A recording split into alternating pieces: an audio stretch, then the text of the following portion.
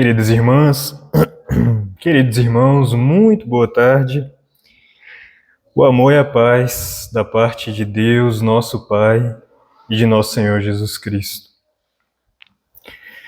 Alegria podermos voltar a essa casa que, com essas vibrações calorosas, amorosas, sempre nos recebe e alegra os nossos corações e que registramos a nossa gratidão, rogando a Nosso Senhor Jesus e Sua Mãezinha amada, que nos envolva a todos, que essa rosa mística de Nazaré possa fazer-se presente, permitindo-nos a todos, sentindo a sua vibração, termos os nossos corações perfumados pelo seu incomparável e imorredouro amor. Nosso trabalho dessa tarde está todo ele assentado, fundamentado, no último capítulo dessa obra incomparável também, que é o livro Boa Nova, pelo Espírito Humberto de Campos, por meio da psicografia abençoada de nosso querido Francisco Cândido Xavier. O último capítulo, Maria, recebe por título apenas este nome, mas nele Humberto de Campos irá identificar a mãezinha de Jesus de uma maneira muito poética e que nos encanta pela sensibilidade, a rosa mística de Nazaré. E nós já iniciamos a nossa reflexão recordando uma cena que abre esse capítulo, que é aquela de Maria junto à cruz. Jesus havia amado inúmeras pessoas. Poderíamos, aliás, dizer o Cristo amou a humanidade porque, em recebendo diretamente de Deus a missão de tutelar-nos os destinos, de pastorear a nossa rota em direção a Deus, a de todos nós que, vinculados ao planeta Terra, temos nele o coordenador desse planeta, portanto, desse projeto ou desses propósitos que Deus tem para a humanidade terrestre. E junto a ele recebemos esse cuidadoso e amoroso empenho que ele tem devotado a todos nós há mais de 4,6 bilhões de anos. Podemos, portanto, entender que Jesus de fato ama profundamente a humanidade, escolhe vir ao planeta Terra mesmo sem necessidade de passar pelas vicissitudes, isto é, pela impermanência, pelos desafios próprios de uma experiência no mundo material. Escolhe tão somente via a matéria, portanto, por amor a essa humanidade, para dar a ela o exemplo, o testemunho do que é uma vida plena, uma vida verdadeiramente preenchida com um sentido transcendente existencial. Muito obrigado. E o faz, portanto, com uma coragem que somente é dada àqueles que amam. Isso será também fundamental para o nosso raciocínio da noite. Muitas vezes nós fugimos a experiências que são valorosas para nós e que muito podem contribuir para trazer-nos satisfação, porque são experiências conectadas a valores, a virtudes. E nós furtamos-nos, fugimos a elas por medo do desconforto. Não apenas por um comodismo, mas muitas vezes por uma postura de, me perdoe se soar muito duro, mas por uma postura, às vezes, de covardia. No exemplo de Jesus e de Maria, nós encontraremos o exato oposto a isso. Duas virtudes profundamente ativas, coragem e resignação. E Jesus, amando profundamente a humanidade, mesmo na sua experiência aqui no mundo material, pôde fazê-lo de maneira mais direta a muitos corações, assistindo às necessidades de muitas almas. Soube Jesus consolar aflitos, curar aqueles que traziam corpos adoecidos, trazer alívio a almas obsidiadas, a obsessores também. Socorreu, enfim, a dor em suas múltiplas facetas, em diferentes matizes. No entanto, Mesmo aquele colegiado dos 12 mais próximos, poderíamos até acrescentar dos 13 mais próximos, incluindo aí também a incomparável figura de Maria de Magdala, ainda assim, Jesus, naquele momento em que talvez fora do seu ministério um instante mais doloroso, ou para ele, talvez, aquele que representou o mais desafiador, não pelas dores que lhe alcançavam, mas por ver ainda a indiferença de tantos corações, Jesus testemunhou no madeiro, na cruz, a indiferença daqueles que alguns instantes antes se diziam, se apresentavam e mesmo eles acreditavam serem seus fiéis amigos. Dos 13 restaram apenas 2, João, discípulo amado, e Maria de Magdala. De 13 pessoas, apenas 2 ficaram com Jesus no instante de testemunho máximo.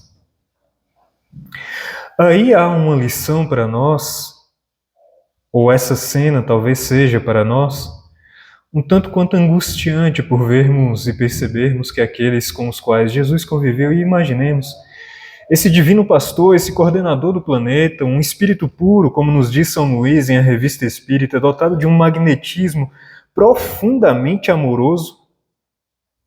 E por ser profundamente amoroso, imaginemos como, para aqueles que se faziam sensíveis ao magnetismo de Jesus, como deveria ser a vibração de conviver com uma alma como Jesus.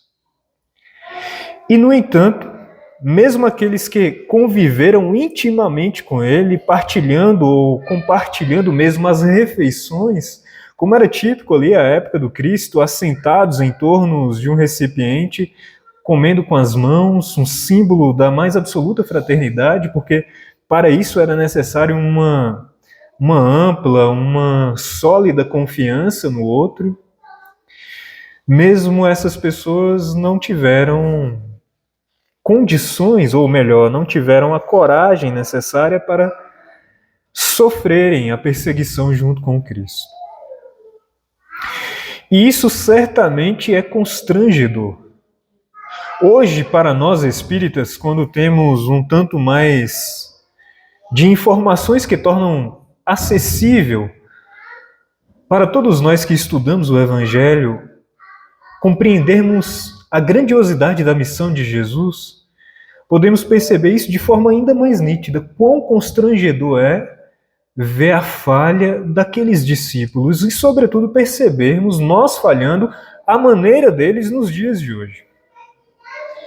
Mas imaginemos o que fora para Maria, a mãezinha de Jesus, ver aquela cena.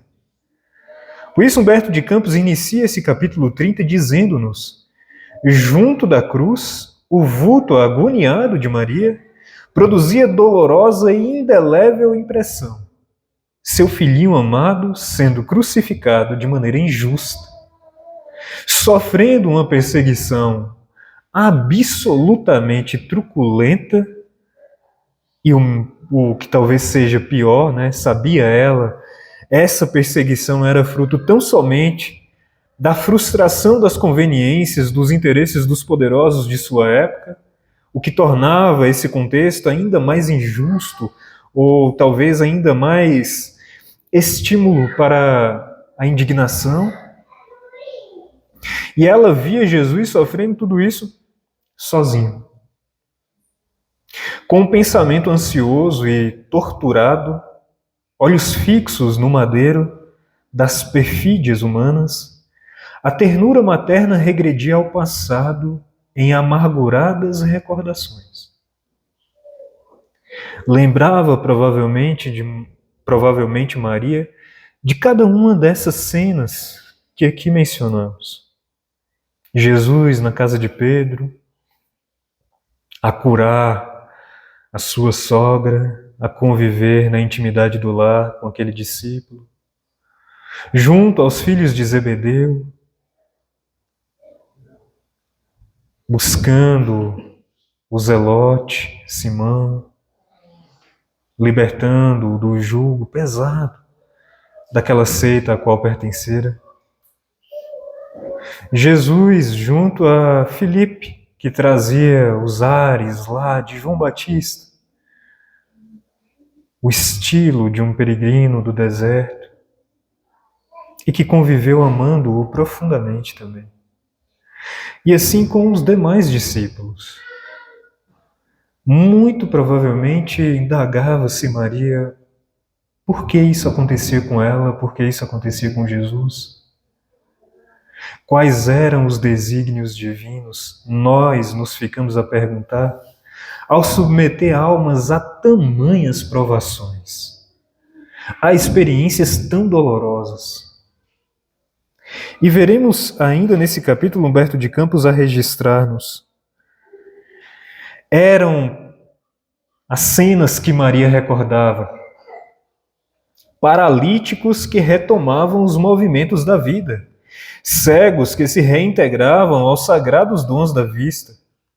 Criaturas famintas de luz e de amor que se saciavam na sua lição de infinita bondade. No entanto, o coração de Maria rebentava em tempestades de lágrimas irreprimíveis. No santuário da consciência, porém, repetia a sua afirmação de sincera humildade. E Mateus registra isso, Lucas também, o cântico de Maria. Faça-se na escrava a vontade do Senhor. A minha alma engrandece-se e exulta de alegria, pois atentou-se o Senhor para a humildade de sua serva.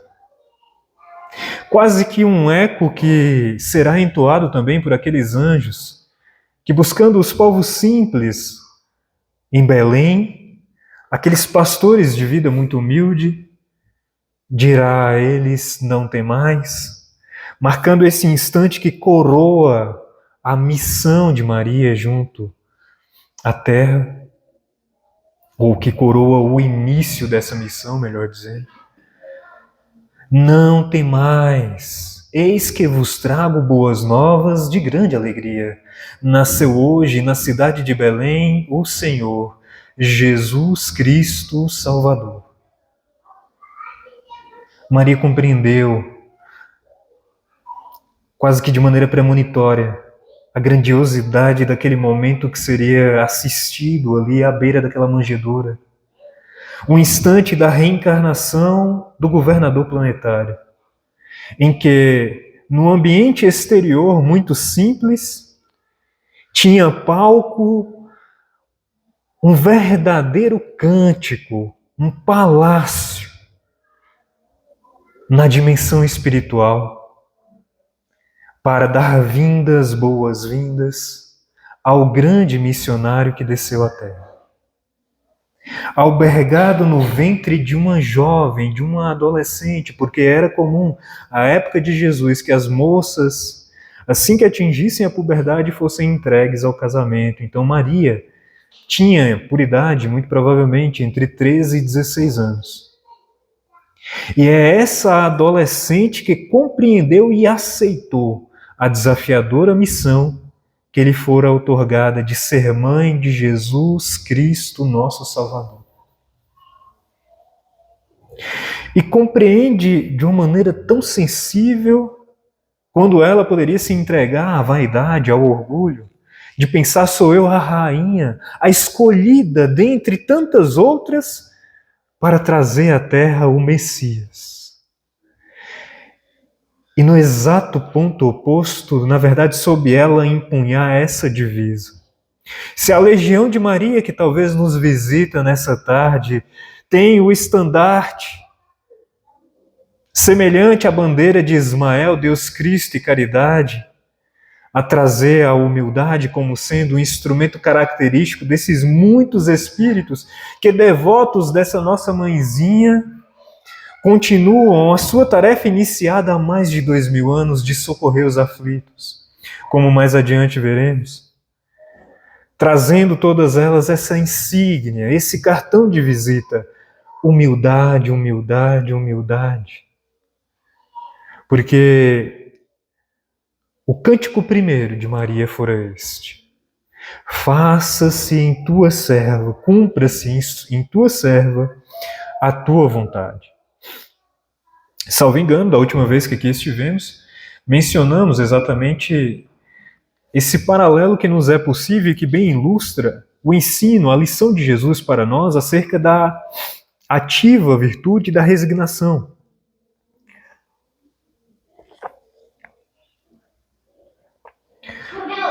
Quando vamos às Escrituras Sagradas, nós encontraremos no livro de Gênesis um simbolismo, naquele livro poético, metafórico, algo muito belo, um simbolismo que também pode ser lido buscando se entender ali essa lição. Nós temos um jardim, um homem, criatura, em relação com o Criador, com o Divino. Adão em relação com Deus. Num jardim, o jardim do Éden. Nessa relação, Adão escolhe ter para com Deus uma relação mediada por uma verdade, por uma regra. Faça-se a minha vontade, não a do Senhor. Porque o mandamento era: desta árvore não comereis. A única restrição que Deus impôs a Adão e Eva, eles transgrediram. Uma única restrição, que marcaria como deve ser a relação da criatura com o Criador, uma relação vertical. Por isso o madeiro, a cruz, também simboliza para nós isso. O modelo de relação da criatura com as criaturas, na haste horizontal. Relações, portanto, onde não há hierarquia. Nós, entre nós, devemos nos relacionar dessa maneira. Ninguém acima de ninguém, ninguém abaixo de ninguém. Mas a cruz também nos fala sobre como deve ser o modelo de relação que estabelecemos com o divino, uma relação vertical. Deus está acima. E, portanto, devemos estabelecer na nossa relação com Ele submissão, resignação, obediência. E, no entanto, Adão nos dá o exemplo que representa, porque ele é ali uma espécie de arquétipo do homem caído, do homem humano ainda, do homem que na matéria é marcado pela vergonha e pela culpa, porque pretende se fazer este homem Deus em um reino que não lhe pertence. Fazer-se rei em um império que não lhe pertence. E por isso diz Adão: faça-se ou cumpra-se a minha vontade, não a do Senhor. E estabelecendo um paralelo, podemos olhar para uma outra figura, novamente um homem, uma criatura, em relação com o Criador em um outro jardim, agora o Jardim das Oliveiras. E veremos Jesus nos instantes que antecedem essa cena que aqui, para a qual estamos olhando nessa tarde, de Jesus na cruz. Aquele momento do Getsemane, em que Jesus chora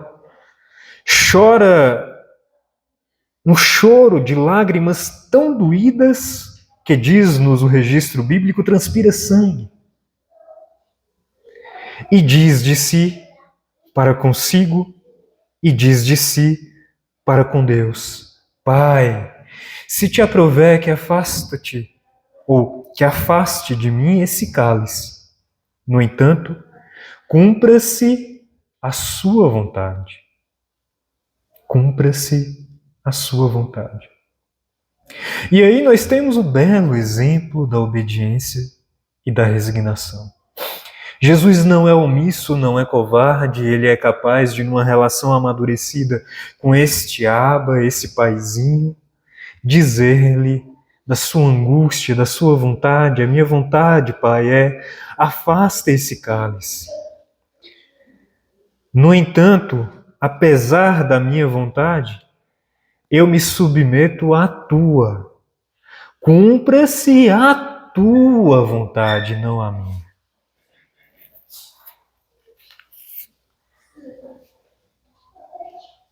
E Maria assim se porta, também ela, diante do divino, dando-nos o exemplo de obediência e de resignação.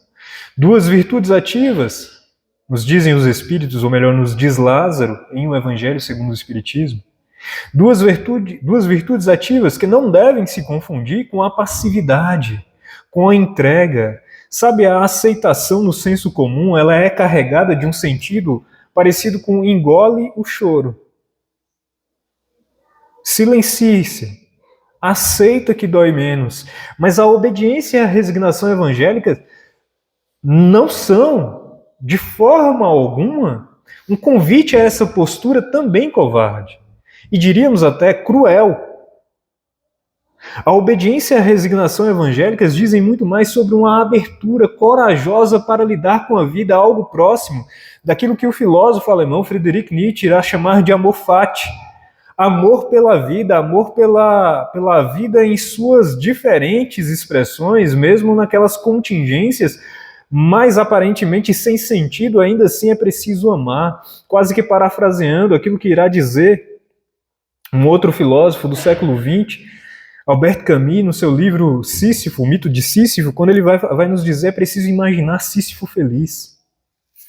Sísifo, aquele mito grego do homem que fora condenado a carregar uma pedra todos os dias, da base de uma montanha até o seu topo, para que ao final do dia, quando lá chegasse, a pedra novamente rolasse para o início da montanha, e no dia seguinte ele tivera, ou deveria, novamente executar a mesma tarefa, assim por toda a eternidade.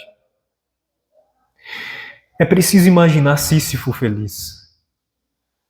Naquelas tarefas mais aparentemente desgastantes, sem sentido, vazias, pequenas, é preciso criar, já que muitas vezes não identificamos um sentido inato, criar sentido para aquilo. Esse processo de criar sentido para as circunstâncias mais circunstanciais, mais banais, mais cotidianas, diz de um movimento de abertura para a existência, uma abertura curiosa, corajosa, para ir ao mundo e fazer os enfrentamentos necessários, não desprezando, não desconsiderando qualquer circunstância como um instante sagrado, para avançarmos em direção ao Pai. Quando pensamos em obediência e resignação, nós estamos muito mais próximos desse sentido, do que do sentido do engole o choro, do aceita que dói menos, mas desse sentido, coragem, sabe, amor fati, com Nietzsche. Ame a experiência, como ela apresente-se para si. E aí talvez nesse momento alguns se indaguem, mas como eu vou amar uma traição? Como eu vou amar uma ojeriza, uma ofensa, uma injúria, uma violência? Então, Jesus é guia e modelo da humanidade. E nessa condição, o Cristo sobre isso também nos ensina. Olhemos para o madeiro. O que fizeram com Jesus ali? E que fez o Cristo para com aquela experiência? Qual a leitura de Jesus? Qual a sua postura na cruz? Pai, perdoa-lhes, porque não sabem o que fazem. Que é o perdão, senão também amor? Senão também a descoberta de sentido? Mesmo no instante de dor máximo que alguém poderia experimentar, e sim, Jesus experimentou dor. Tinha uma ascensão sobre a matéria, mas não poderia Deus derrogar das suas leis. E estando no corpo físico, tinha Jesus um sistema nervoso, e um sistema nervoso, sensorial, saudável, traz-nos a experiência de dor quando machucado.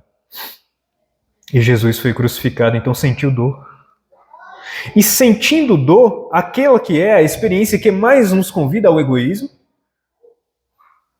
sabe aquele momento que você chuta a quina da sua cama com seu dedinho mindinho? Você consegue pensar nos famintos do mundo nessa hora? Nos suicidas? Naqueles que estão nos hospitais? Agora imagine você ser pregado numa cruz. E meus irmãos, eu não vou detalhar o que é essa experiência, porque é uma imagem muito pesada. Mas o madeiro, ele gerava, para aquele que ali estava, uma sensação de asfixia. Muitos morriam não pela dor ou por hemorragia, morriam sufocados. Com o próprio sangue, muitas vezes. É das mortes, talvez uma das mais torturantes e cruéis que o Império Romano soube empregar contra aqueles seus perseguidos. E mesmo nesse instante de dor suprema, que faz Jesus? Ocupa-se de pensar na humanidade.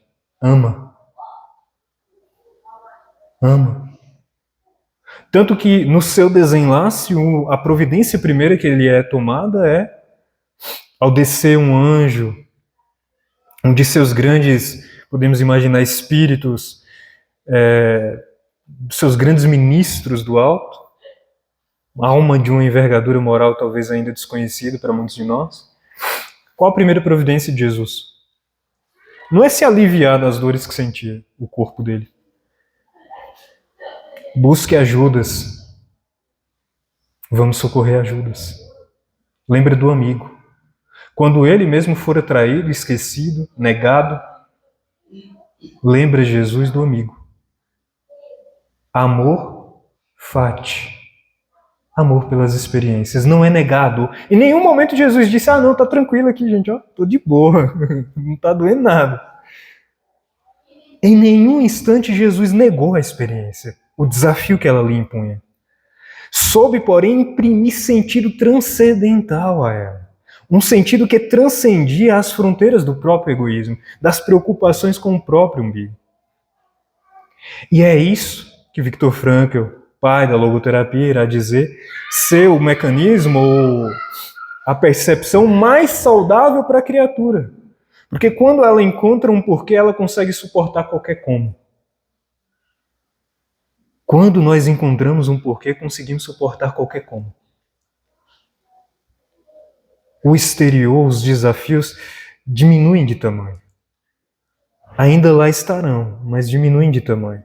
Porque a força que a alma bebe, quando conectada com essa fonte viva, que é a fonte de sentido existencial mais profunda, essa matriz amorosa que nos gerou, o divino, ou o transcendente, o sagrado, como queiram, aí a alma ela se conecta a uma fonte de força que nada no mundo material é capaz de nos oferecer. Dinheiro, poder, ascensão, projeção, status, nada disso traz-nos a lucidez, a coragem e a força que uma conexão com o divino é capaz de nos oferecer. E vejamos, é Jesus ali sentindo dor e olhando para o mundo. Pensa em Judas, pensa naqueles que o condenaram e pensa também na sua mãezinha. Mãe, eis aí o teu filho, dirigindo-se de modo especial, com um leve aceno, a João, disse-lhe, filho, eis aí a tua mãe. Dando a eles também a oportunidade de converterem o próprio luto, cada um, em amor. Transformar aquela dor em amor. Porque essa é uma lição ainda muito difícil de ser compreendida por nós. Mas é quase um clichê dentro da psicologia de aceitação e compromisso, iniciada lá pelo Dr. Steven Hayes, Kelly Wilson e Stroessel, nos Estados Unidos, quando eles conseguem identificar uma possibilidade de se fazer terapia e de se curar pessoas que estão em aflição, muito próximo com a noção lá do Viktor Frankl, buscando aceitação, esse movimento de abertura corajosa para a existência, para a vida, mas também compromisso com o que é valoroso, compromisso ético com aquilo que tem sentido para nós. E aí o Reis vai nos falar que Para descobrirmos os nossos valores, aquilo que verdadeiramente importa para nós, basta vermos o que dói. Onde tem dor, tem valor. Onde tem dor, tem amor. Meu Deus do céu! Como assim? Algumas pessoas se olham, ou olham para mim agora nesse momento com uma interrogação do tamanho do mundo. Onde tem dor, tem amor. Imaginemos que nesse momento desencarna lá no Japão Tsubasa Ozora, um japonês. E essa notícia chega para nós. Um senhorzinho de 79 anos de idade. Desencarnou de falência múltipla dos órgãos. O que você sente aí no seu coração? Alguns mais sensíveis dirão, eu sinto uma piedade, uma compaixão, é alguém que volta ao plano espiritual, deixa aqui saudade para a sua família, enfim. Mas dói? Sinceramente, a morte do Tsubasa Ozora te dói agora? Agora imagine, se a notícia que chegasse por aquela porta fosse, desencarnou agora o seu filho, a sua filha, o seu pai, a sua mãe. O que você sentiria no seu coração? Onde tem dor, tem amor. Dói porque importa. E se a gente se perde, obrigado, meu amigo, isso também é amor. E se a gente se perde lutando contra a dor, querendo eliminar a dor, o que a gente está perdendo junto com ela? O amor. É isso que Jesus nos mostra na cruz. Não é negando as experiências, as provações, os desafios do mundo que nós evoluímos. É abraçando, é acolhendo, identificando o que tem de valoroso ali. Por que me dói ser traído? Por que me dói ser esquecido? Porque aquela pessoa importa. Porque respeito importa. Porque amor, apreço. E aí, quando eu me conecto com o que é realmente importante, eu consigo, inclusive, abrir espaço para eu buscar atender e me aproximar disso que é importante sem precisar brigar com o outro, com o mundo, com as circunstâncias exteriores. Se tem dor, é porque tem amor. Tem alguma coisa aí que é importante. E Maria e João souberam entender isso. Entenderam que dentro da dor que eles sentiam ali à beira do madeiro havia muito amor por Jesus, pelas lições do Mestre, e transformaram esse amor em ações práticas, se comprometeram com esse amor. De tal forma que, indo eles dois a Éfeso e se instalando ali, transformaram eles a sua casinha, uma choupana, conhecida pelo nome de Casa da Santíssima. Senhora, sois a mãe de nosso Mestre e a nossa Mãe Santíssima. Foi isso que Maria escutou. Daquela multidão de aflitos que buscavam nela consolação. Quase que como agora a inverter. Geralmente os filhos herdam dos pais. Maria herdou de Jesus a sua missão de ser consolo para o mundo, também ela. De levar também ela a amorosidade para a humanidade. E instalando-se ali em Éfeso, foi isso que fez até o derradeiro instante da sua vida no corpo material. Amou e amou profundamente. Há muitas almas que ali buscaram o colo de uma mãe, o abraço de uma mãe. E muitos de nós, nessa tarde, reencarnados ou desencarnados, trazemos em nosso coração esse desejo de sermos também nós acolhidos, aconchegados no seio maternal. E aí recebermos o aconchego que renova as nossas energias, a nossa disposição, o nosso ânimo para as lutas, para os desafios no mundo. E por isso a grande notícia dessa tarde é: confiemos, Maria permanece, agora também fora do corpo, na sua tarefa bendita de Mãe Santíssima. A ser para todos aqueles que a buscam um colo, um seio maternal, a albergar e acolher almas aflitas, como que a ela também entoar esse cântico que Jesus nos deixara: vinde a mim, todos vós que andais aflitos e sobrecarregados, que eu vos aliviarei. Tomai sobre vós o meu jugo e aprendei de mim, que sou manso e humilde de coração, pois o meu jugo é suave e a minha lei, meu fardo é leve. Maria ali permaneceu, e sempre que muitos a buscavam aflitos, ela entregava esse consolo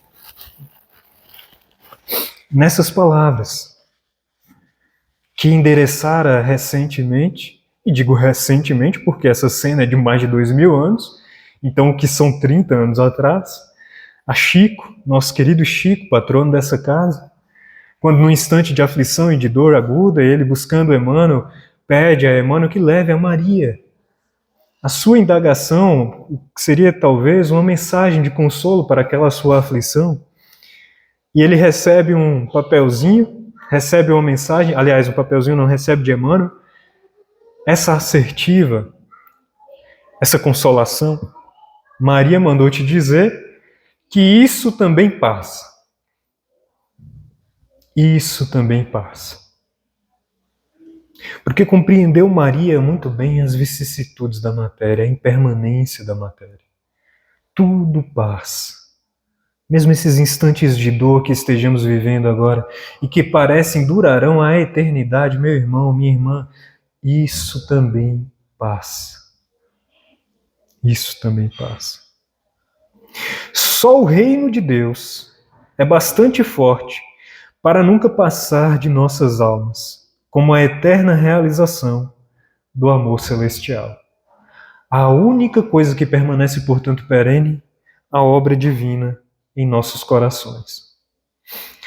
E veremos Maria, registra-nos Humberto de Campos, já também ali no entardecer de sua obra, ao final do livro, que Maria, depois de deixar o corpo material, em levando adiante, em dando sequência à sua missão de maternar a humanidade, ela teve uma primeira providência muito semelhante à de Jesus. Qual o primeiro ato do Cristo? Busque Judas, busquemos Judas, socorramos Judas e vai ao Vale dos Suicidas buscar Judas. Qual a primeira atitude de Maria ao voltar à vida espiritual, ao deixar suas vestes corporais? Busca ela os mártires de sua época, os cristãos que eram entregues às feras. E ali no claustro, naquelas jaulas que albergavam essas almas devotas, ela, do mundo espiritual, socorre por meio do seu abraço maternal aquelas almas que estavam aflitas. E intui a uma jovem que ali estava cativa: canta, minha filha, tenhamos bom ânimo, convertamos as nossas dores da terra em alegrias para o céu. Marcos, meu irmão, meu amigo, cantemos, convertendo as nossas dores na terra em alegrias para o céu. E é por isso, diz-nos Humberto de Campos, meu filho, Maria, quando então encontra Jesus, voltando à verdadeira vida, as úlceras que te fizeram, olha que bonito isso, as úlceras que te fizeram, as dores que te causaram.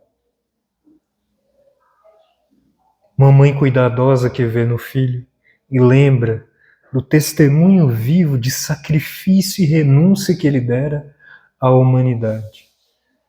E Jesus responde-lhe: sim, minha mãe, sou eu. Venho buscar-te, pois meu Pai quer que sejas no meu reino a rainha dos anjos. Meu Pai quer que sejas no meu reino a rainha dos anjos. E assim encerra Humberto de Campos. Por essa razão, irmãos meus, quando ouvirdes o cântico nos templos das diversas famílias religiosas do cristianismo, quando ouvirdes o cântico nos templos das diversas famílias religiosas do cristianismo, não vos esqueçais de fazer no coração um brando silêncio, para que a rosa mística de Nazaré espalhe aí o seu perfume. Cante, minha filha, para que as dores da terra se convertam em alegrias do céu. Que possamos cantar também todos nós, e cantando sentirmos por meio de nós a esprair-se esse doce perfume da rosa mística de Nazaré. Ave Cristo, salve Jesus, nosso Senhor. Aqueles que te amam, pela glória e honra de servir em teu nome, te glorificam e te saúdam. A todos os irmãos reencarnados e desencarnados, a nossa gratidão e o desejo de que nossa mãezinha possa sentir-se, fazer-se perceptível a cada um de nossos corações ao nos abraçar, trazendo-nos um pouquinho do seu perfume amoroso. Uma boa tarde a todos, muita paz.